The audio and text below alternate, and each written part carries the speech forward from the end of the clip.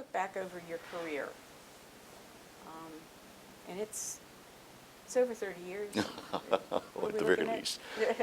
Was probably close to approaching 50 now, I guess. 50, wow. Which Okay. is, it was pretty hard for a 45-year-old guy, but I started. How has the whole field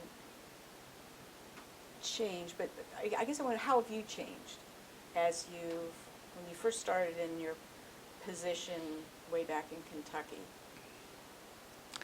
and as you worked through to Bank of America? What adjustments have you made over those years? In your thinking, your actions? Well, I hope I've gotten smarter.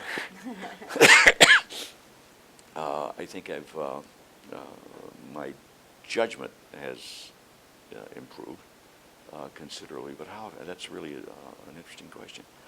I don't think, in my own mind, I don't think I've changed at all. I've gotten better, I think, and I don't mean that in an egotistical sense. I mean, I just have gotten better in the things that I do, know how to do them. One of the things that's really been very important for me in my career, two things have been very, very important to me in my career. Luck. I've been very, very lucky. And the other is that I really enjoy it. I mean, I really get a bang out of this. I get a lot of psychic income from it. So it has a tendency to keep me, I get very, if I'm on a project, I'm really wrapped up in it. I get very enthusiastic about it. I don't think that's changed particularly, but it has intensified because I've been given things to do that are of more consequence and are more interesting to deal with. But I don't think that I've changed other than that, except through the normal process of maturing and understanding and honing your skills.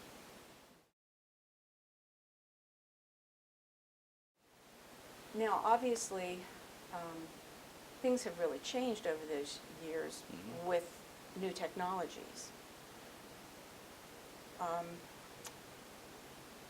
What do you think about the new media and the internet and the transparency that has been created because of all this available information and the fact that there are bloggers out there and things go flying through cyberspace and so quickly? How does a PR person deal with that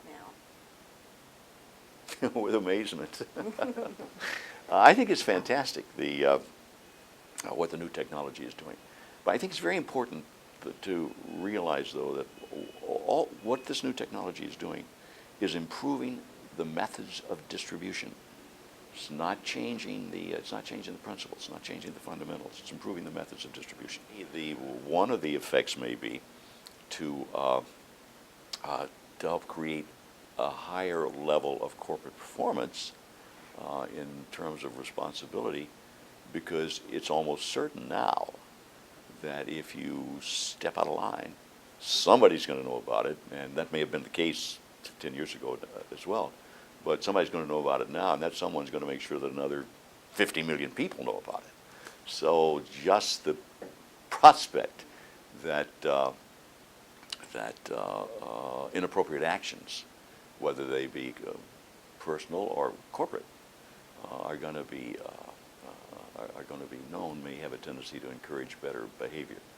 I think it also gives organizations an opportunity to do a much better job of communications. We can pretty well target now our audiences, our markets, and we now have the tools to be able to go directly to them, and directly to them almost effectively as any of the major media can.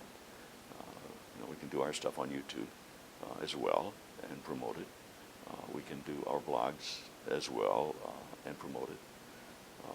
And with the ease that digitalization produces in producing communications media, we could do our own newspapers. We can do our own talk show. The flexibility and the freedom that the new technology is giving public relations practitioners and communicators in general to reach both mass audiences and very, very specific audiences is a wonderful, wonderful opportunity. I repeat, though, basically what is changing is the distribution method, not the principles, in my opinion.